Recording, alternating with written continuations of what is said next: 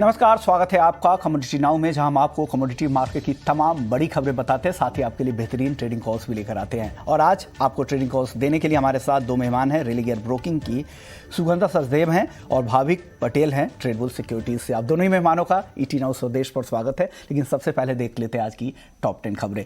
सबसे पहले बात गोल्ड की, जहां पर कल की तेजी आज यहां पर कंटिन्यू होती दिख रही है। हालांकि आज दायरे में कह सकते हैं हल्की तेजी के साथ यहां पर कारोबार हो रहा है।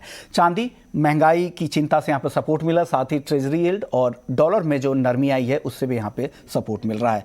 क्रूड की अगर बात करें तो यूएस में क्रूड स्टॉक 48 लाख बैरल कम हो गए हैं और 2018 अक्टूबर के बाद सबसे कम स्टॉक यूएस में क्रूड का है। नेचुरल गैस ठंड अब धीरे धीरे कम हो रहे हैं तो उससे यहाँ पर उत्पादन में रिकवरी दिख रही है।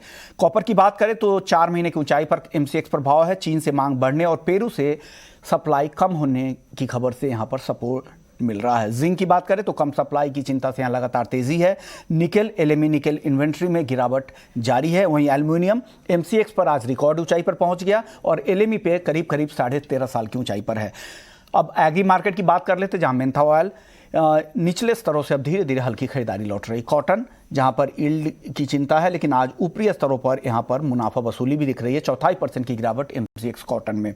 हल्दी नई फसल की आवक शुरू हो गई है, लेकिन तेजी अभी भी बरकरार है। जीरा 21,000 के करीब पहुंचता हुआ दिख रहा है, आज भी तेजी है। धनिया कम सप्लाई से यहां पर लगातार तेजी का ही रुख है। कैस्टर को लेकर सेम फंडामेंटल्स, उत्पादन कम है, 16 लाख टन से भी कम उत्पादन रहने का अनुमान है, उससे यहां पर सपोर्ट मिल रहा है। ग्वार मजबूत एक्सपोर्ट के आंकड़े दिसंबर और जनवरी के महीने में देखने के बाद यहां पर लगातार तेजी है और क्रूड में तेजी से भी फायदा हो रहा है। तो ये कुछ बड़ी खबरें कमोडिटी मार्केट से। तो चलिए अब बात कर लेते हैं गोल्ड और सिल्वर की, जहां कल की तेजी आज भी कंटिन्यू होती दिख रही है। सुगंधा जी, क्या लग रहा है गोल्ड और सिल्वर में आज क्या करना चाहिए? गुड मॉर्निंग विश्व मोहन। गोल्ड की प्राइसेस की बात करें तो हमने पिछले 4 सेशंस में कंसेक्यूटिव गेन्स आते हुए देखे। प्राइसेस से लोअर लेवल से एक अच्छी रिकवरी दिखाई है। I think this recovery is likely to continue because अभी अगर हम देखें तो even though interest rate hike को लेके जरूर कंसर्न्स बने हुए हैं जो प्राइसेस को हाई लेवल्स पे कैप कर रहा है, बट वहीं इन्फ्लेशन की एक्सपेक्टेशंस बहुत हाई बनी हुई है। और आज भी यूएस का सीपीआई डेटा रिलीज होने वाला है for the month of January, जहां ये एक्सपेक्टेशंस हैं कि एनुअल राइज 7.3% तक का हो सकता है, which was 7% in the month of December. So ये एक बहुत बड़ा फैक्टर है जो गोल्ड को काफी हद तक सपोर्ट प्रोवाइड कर रहा है as a hedge against inflation. So मुझे लगता है मोमेंटम नियर टर्म में जरूर कंटिन्यू होगा, बट इवनिंग सेशन में फर्दर वॉलेटिलिटी देखने को मिल सकती है and one needs to be cautious. So intraday के लिए मेरी बाइंग की ही एडवाइस रहेगी at levels of around 48,580, stops रहेंगे 48,400, हाई साइड पे हमारे टारगेट्स रहेंगे 48,850। हैविंग सेड, जब तक 850 के ऊपर प्राइसेस सस्टेन नहीं करते 48,850 के ऊपर बहुत ज्यादा तेजी देखने को नहीं मिलेगी। मुझे लगता है उस लेवल पे प्राइसेस कैप हो सकते हैं। तो मार्केट को काफी ज्यादा नजर रहेगी यूएस के सीपीआई डेटा की तरफ। वहीं सिल्वर की भी बात करें, I think I have been maintaining on your channel itself कि 60,000 एक बहुत स्ट्रॉन्ग सपोर्ट एरिया है सिल्वर के प्राइसेस के लिए। और वहीं अगर हम इंटरनेशनल मार्केट्स में बात करें तो $21.5 पर ounce is a very strong support for prices. जब तक लेवल होल्ड कर रहा है मुझे लगता है silver will be a buy on dips only. So आज के सेशन में भी अगर हमें कुछ टिप्स मिलते हैं towards level of around 62,500 buying करके चल सकते हैं। स्टॉप्स रहेंगे 61,700, हमारे टारगेट्स रहेंगे 63,500 एंड देन 64,000।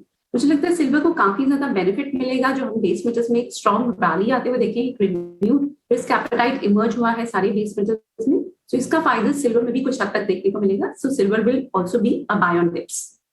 तो यानी बाय ऑन डिप्स की सलाह दे रहे हैं। और गोल्ड के लिए जो इनकी कॉल है सुगंधा जी के है वो 48,580 पे खरीदे, 48,400 का स्टॉप लॉस लगा ले, 48,850 के टारगेट के लिए। भाविक, आपकी कॉल क्या होगी गोल्ड और सिल्वर में आज के लिए? गुड मॉर्निंग विश्व मोहन जी। मुझे भी लग रहा है कि गोल्ड और सिल्वर एटलीस्ट इंट्राडे थोड़ा पॉजिटिव ही ट्रेंड करेगा, क्योंकि अगर आज यूएस का सीपीआई का डेटा देखें शाम को तो एक्सपेक्टेशन है कि वो थोड़ा बढ़ के ही आएगा। एक्सपेक्टेशन 7.2 से 7.3% है, तो उसकी वजह से दोनों प्रेशियस मेटल्स में थोड़ी टेलविंड ज़रूर से मिलेगी। आई थिंक मुझे लग रहा है कि सिल्वर में थोड़ी ज़्यादा आउट परफॉर्मेंस हो सकती है, क्योंकि हमने 2 सेशन से देखा कि बेस मेटल्स में अच्छी खासी चाल देखने को मिल रही है। और थोड़ा सिल्वर में अगर नेट पोजीशन भी देखें मनी मैनेजर्स की, तो वो लोग जो शॉर्ट पोजीशन है वो थोड़ा निकाल रहे हैं। तो intraday I would be bullish on silver. तो थोड़ा डिप आता है अराउंड 62,400 के करीब, तो 63,000 के टारगेट के लिए मैं इंट्राडे लॉन्ग की पोजीशन की रिकमेंडेशन करूंगा और स्टॉप लॉस रहेगा 62,000 का। 61,000 के टारगेट के लिए आप यहाँ पे खरीद सकते हैं। 62,000 का स्टॉप लॉस लगा ले चांदी में लेकर। सुगंधा जी, क्रूड को लेकर आपको क्या लग रहा है? यूएस में तो स्टॉक कम हो ही रहे हैं, लेकिन दूसरी तरफ ये यूएस और ईरान में जिस तरह से बातचीत चल रही है, पॉजिटिव संकेत वहां से मिल रहे हैं, क्या लग रहा है इस बीच? आपको लग रहा है कि क्रूड में नरमी आएगी, $90 के नीचे भी ब्रेंट आएगा, या वापस से तेजी लौट आएगी? विष्णु, मुझे लगता है कि प्राइसेस काफी ज्यादा वॉलेटाइल रहेंगे। एक तरफ डिमांड काफी ज्यादा बढ़ रही है और ट्रैवल भी it's returning to pre pandemic level, so ये बहुत बड़ा फैक्टर है जो डिमांड को काफी ज्यादा बूस्ट दे रहा है। और इसके साथ साथ सप्लाई भी काफी हद तक टाइट बनी हुई है, बिकॉज ओपेक प्लस की साइड से जो प्रोडक्शन इंक्रीज हो रहा है वो बहुत ज्यादा ग्रेजुअल है। इवन दो यूएस की साइड से बहुत ज्यादा प्रेशर बना हुआ है ऑन की producers to increase their output, but वो स्टिल अपने आउटपुट को ज्यादा नहीं बढ़ा पा रहे हैं, बिकॉज कैपेसिटी को लेके काफी ज्यादा कंस्ट्रेन बने हुए हैं। और वहीं रशिया और यूक्रेन की टेंशंस भी कंटिन्यूड है, यूएई में भी टेंशंस बने हुए हैं। तो ये सारे फैक्टर्स बहुत ज्यादा पॉजिटिव है क्रूड ऑयल के प्राइसेस के लिए, बट स्टिल प्राइसेस काफी ज्यादा स्ट्रेच हो चुके हैं। यूएस नहीं चाहता कि ऑयल के प्राइसेस बहुत ज्यादा बढ़े, तो US is holding talks with की producing nations as well as with key oil consumers as well to release oil from their strategic reserves. So ये factors prices को slightly suppress कर सकते हैं high level से, but अभी अगर देखें तो larger trend positive ही बना हुआ है। So मेरी advice रहेगी cautious buying करें at levels of around 6690, almost current levels. Stops रहेंगे 6600, high side पे हमारे targets रहेंगे 60 और 40. Having said 6900 एक key resistance रहेगा, जब तक एक break नहीं हो जाता फर्दर तेजी देखने को नहीं मिलेगी। सो बाय ऑन डिप्स की स्ट्रैटेजी रखिए, but strict stop losses place करें। ओके, तो ये भी है क्रूड को लेकर 6600। आप क्या सलाह देंगे भाविक? 6700 के आसपास अभी क्रूड है, टेक्निकली आपको क्या लग रहा है, यहाँ पर खरीदारी करनी चाहिए क्या? जी ज़रूर से। कल अगर हमने देखे तो 6618 या 6616 का एक सपोर्ट बन के आ रहा है, तो आई थिंक जब तक 6600 नहीं ब्रेक करता तब तक एटलीस्ट बाय ऑन डिप्स की स्ट्रेटेजी रखनी चाहिए।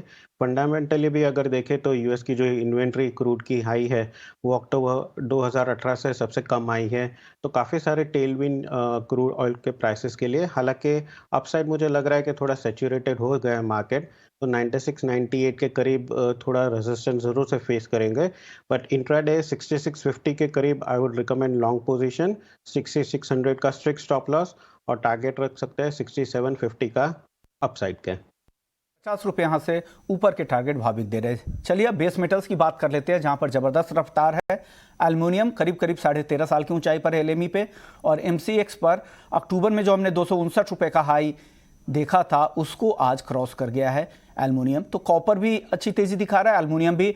सुगंधा जी, आपको क्या लग रहा है बेस मेटल्स में किस काउंटर्स में ज्यादा तेजी यहां से दिख सकती है? अगर किसी को ट्रेड करना है तो कौन से काउंटर को चुने? मुझे लगता है बहुत ज्यादा ऑप्टिमिज्म देखने को मिल रही है बेसिकली प्राइसेस में।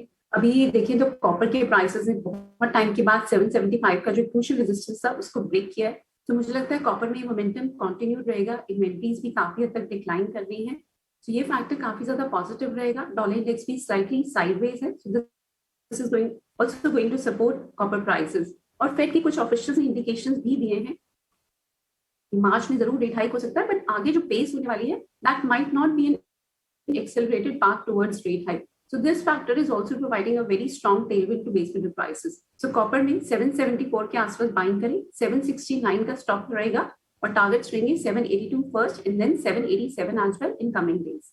इसके साथ साथ देखें तो जिंक में भी सप्लाई काफी हद तक टाइट बनी हुई है।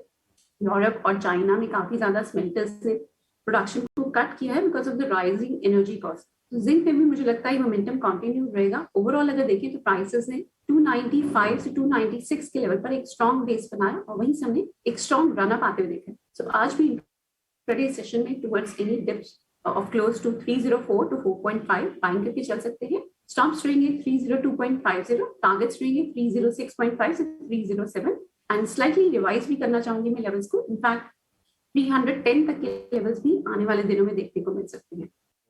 310 का 310 का भी टारगेट यहाँ पर देख सकते हैं। पहला टारगेट 306-307 रुपए का है।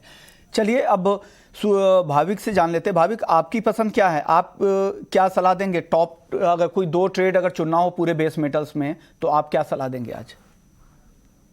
आई थिंक सारे बेस मेटल्स अच्छे ही लग रहे हैं, बट अगर मैं उसको टॉप टू पिक करना है तो मैं एक जिंक और निकल दोनों को पिक करूंगा। जहां पे जिंक के अगर हमने देखा कि अच्छी खासी सप्लाई डिस्ट्रप्शन हुई है, तो उसकी वजह से बहुत सप्लाई टाइट है। एलएमई में भी अगर इन्वेंट्री देखें तो मल्टी ईयर लो पे है। तो फेब्रुअरी कॉन्ट्रैक्ट 304 के करीब मैं लॉन्ग के रिकमेंडेशन करूंगा 360 के टारगेट के लिए, और स्टॉप लॉस रहेगा 302। और दूसरा एक निकल है, निकल में भी मुझे बहुत पॉजिटिव इम्पैक्ट दिख रहा है कि जब तक एटलीस्ट 1750 के ऊपर सस्टेन कर रहा है तो 1800 या 1810 के भी शॉर्ट टर्म टारगेट देख सकते हैं। बट इंट्राडे अराउंड 760 में लॉन्ग की रिकमेंडेशन करूंगा 1780 के टारगेट के लिए, और स्टॉप लॉस रहेगा 1750 का। भाभी की तरफ से जिंक है 307 रुपए के टारगेट के लिए खरीद सकते हैं, 302 रुपए का स्टॉप लॉस लगाना है। निकेल अगली कॉल है 1780 के टारगेट के लिए, 1750 का स्टॉप लॉस यहां पर लगा के चल सकते हैं। अब नेचुरल गैस की बात कर लेते हैं। सुगंधा जी, क्या लग रहा है? उत्पादन में धीरे धीरे रिकवरी की कोशिश है, ठंड थोड़ी कम हुई है यूएस में, क्या लग रहा है अब यहां से नरमी नेचुरल गैस में और दिख सकती है क्या? इस विश्व में मुझे लगता है यहाँ से और नरमी देख सकती है, और 290 से 287 का एक लेवल बहुत स्ट्रॉन्ग सपोर्ट एरिया रहेगा। तो अभी स्लाइटली वेट करें और लोअर लेवल्स पर दोबारा से बाइंग करें। मुझे लगता है जब तक ये रशिया और यूक्रेन की टेंशन सेटल नहीं हो जाती, नेचुरल गैस के प्राइसेस वापस से एक अपवर्ड ट्रेंड को रिज्यूम कर सकते हैं, इवन दो प्रोडक्शन रिज्यूम हो रही है यूएस में। और अगर हम देखें तो ठंडी काफी हद तक कम हुई है, सो हीटिंग डिमांड भी कुछ हद तक कूल ऑफ हुई है। सो ये लगता है यही एक फैक्टर है जिसकी वजह से हमने हाई लेवल से करेक्शन आते हुए देखी। But I think already prices काफी ज्यादा करेक्ट कर चुके हैं फ्रॉम रीसेंट हाइज। सो 292 से 287 का एक बहुत स्ट्रॉन्ग बाइंग जोन रहेगा, और 280 के स्टॉप लॉस के साथ बाइंग कर सकते हैं। टारगेट्स रहेंगे दोबारा से 315 and then 335 as well in coming days. 335 एक स्ट्रॉन्ग रेजिस्टेंस रहेगा प्राइसेस के लिए। मुझे नहीं लगता नियर टर्म में प्राइसेस इस लेवल को ब्रेक कर पाएंगे, बट यस 335 तक के टारगेट्स के लिए आने वाले दिनों में ऑन डिप्स बाइंग की एडवाइस रहेगी। जारी करें 315 पहला टारगेट, दूसरा टारगेट 335 का। चलिए अब आगे बढ़ते हैं और अपने खास सेगमेंट का रुख कर लेते हैं, और हम ऑरिगो, ई मंडी और ईटी नाउ स्वदेश की खास पेशकश का वक्त हो गया। और आज इस खास पेशकश को और भी खास बनाने के लिए हमारे साथ एक मेहमान हैं, बिजराज सिंह हैं, चीफ एग्जीक्यूटिव ऑफिसर है ऑरिगो ग्रुप के। रूरल सप्लाई चेन की बात हो या फिर एग्री इनपुट्स के डिस्ट्रीब्यूशन की बात हो या फिर ऑर्गेनाइज्ड रिटेल या फिर कॉन्ट्रैक्ट फार्मिंग के हो, इन सभी सेगमेंट में इनका 2 दशक से भी ज़्यादा का अनुभव है। बिजराज सिंह जी के बारे में एक और बात बता दूं कि एग्री कमोडिटी के प्रोक्योरमेंट हो या कॉर्पोरेट बैंकिंग और पोस्ट हार्वेस्ट मैनेजमेंट सॉल्यूशन देने की बात हो, तमाम जैसे ये जो काम है इनमें इनका लंबा अनुभव और गहरी पकड़ यहाँ पर रखते हैं। इससे पहले ऑरिगो से पहले ये आईडीबीआई बैंक और एनबीएफसी जैसे बड़े संस्थानों में भी लीडरशिप पोजीशन में रह चुका है, और GB Pant university of agriculture and technology से पढ़ाई की है, एग्रीकल्चर में ग्रेजुएट है और पोस्ट ग्रेजुएशन भी कर चुके हैं। साथ ही सिक्किम मणिपाल यूनिवर्सिटी से इन्होंने MBA भी किया है। सर, स्वागत है आपका ईटी नाउ स्वदेश के लिए वक्त निकालने के लिए। सर, कमाल की आपकी जर्नी रही है, एग्री सेक्टर की नब्ज़ को आप बखूबी पहचानते हैं, और जहां तक ऑरिगो की बात करें तो कमाल का प्लेटफॉर्म आप लोगों ने बनाया है ऐसे दौर में जब पूरे एग्री सेक्टर में रिवाइवल की कोशिश हो रही है। सरकार का भी फोकस पूरे ही एग्री सेक्टर में है, और देश भर में एक ऐसा ट्रेंड चल रहा है कि कैसे एग्री सेक्टर को रिवाइव किया जाए, और ऐसे में आप लोगों की पहल वाकई सराहनीय है। किस मकसद के साथ आप लोग काम कर रहे हैं, और ऑरिगो आगे चल के उनका क्या मकसद है, आगे किस तरह से ये काम को आगे बढ़ाने वाले हैं? Thank you so much. Thanks for inviting me on this platform. And as आपने जैसा क्वेश्चन किया कि हमारा ओरिगो का जो पहल है इसमें, तो इसका बैकग्राउंड बेसिकली ये है कि ओरिगो लगभग पिछले 11 वर्षों से 2011 से लेके 10-11 सालों से हम इस फील्ड में काम कर रहे हैं।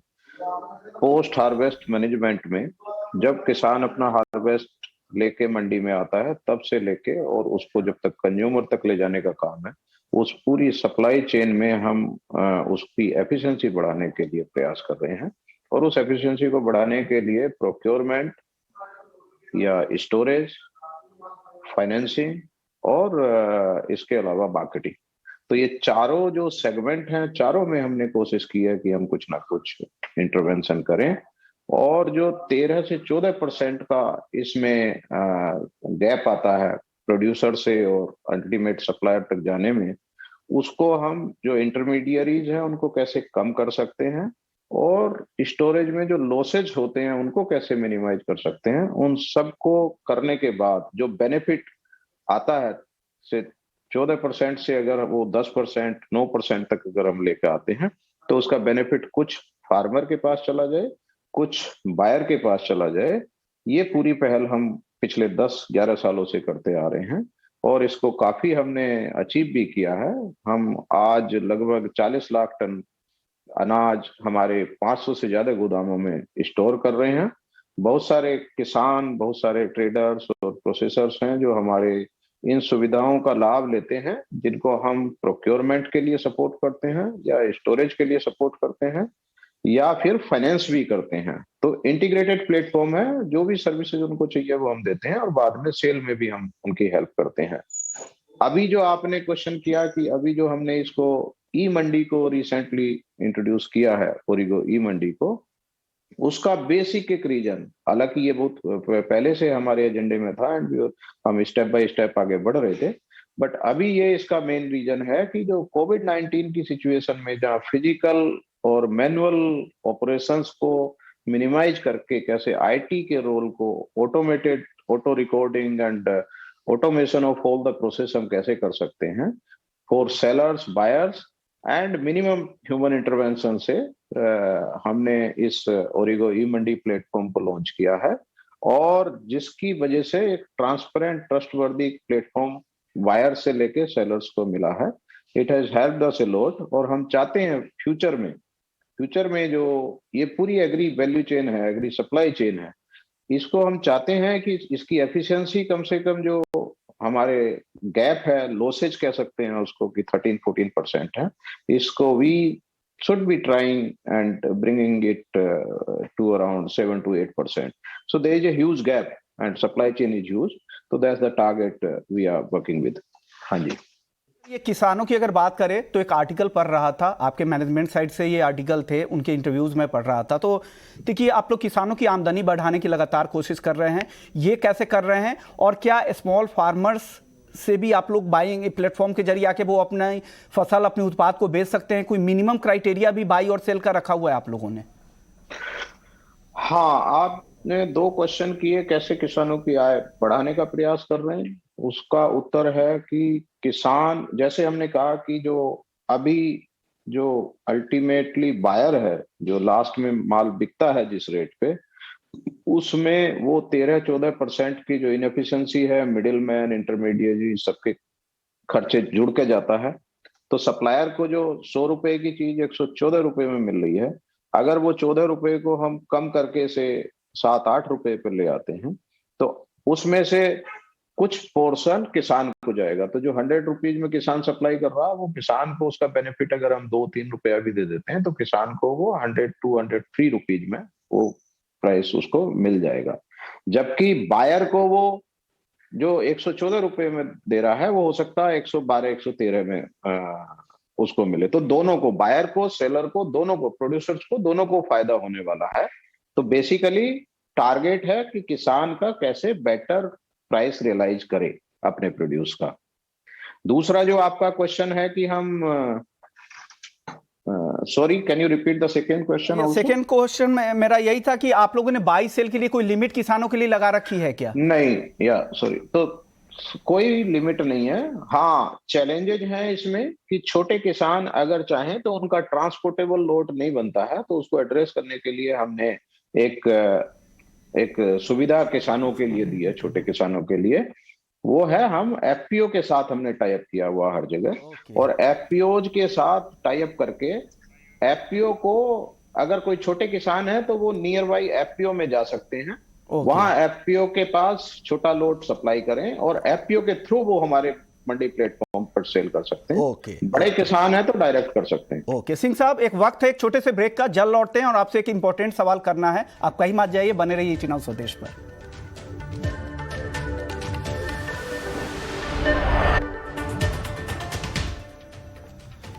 ब्रेक के बाद आपका स्वागत है। हमारे साथ बिजराज सिंह जी बने हुए हैं। सर, अब अगला सवाल होगा वेयर हाउसिंग को लेकर। वेयर हाउसिंग को लेकर जितने चैलेंजेस है, पोस्ट हार्वेस्ट सबसे ज्यादा किसानों को दिक्कत इस फ्रंट पे आती है। तो वेयर हाउसिंग इंफ्रास्ट्रक्चर को मजबूत करने के लिए क्या कदम उठाने की जरूरत है?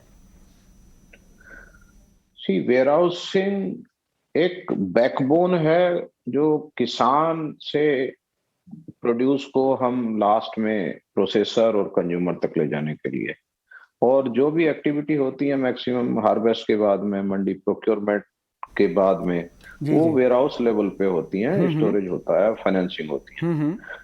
और गवर्नमेंट की अपनी लिमिटेशंस हैं कि वो कितना प्रमोट कर सकती है इस इंफ्रास्ट्रक्चर को, और इंफ्रास्ट्रक्चर में गैप बहुत है। हमारे यहाँ कम से कम 30 से 40 मिलियन टन स्टोरेज कैपेसिटी का गैप है।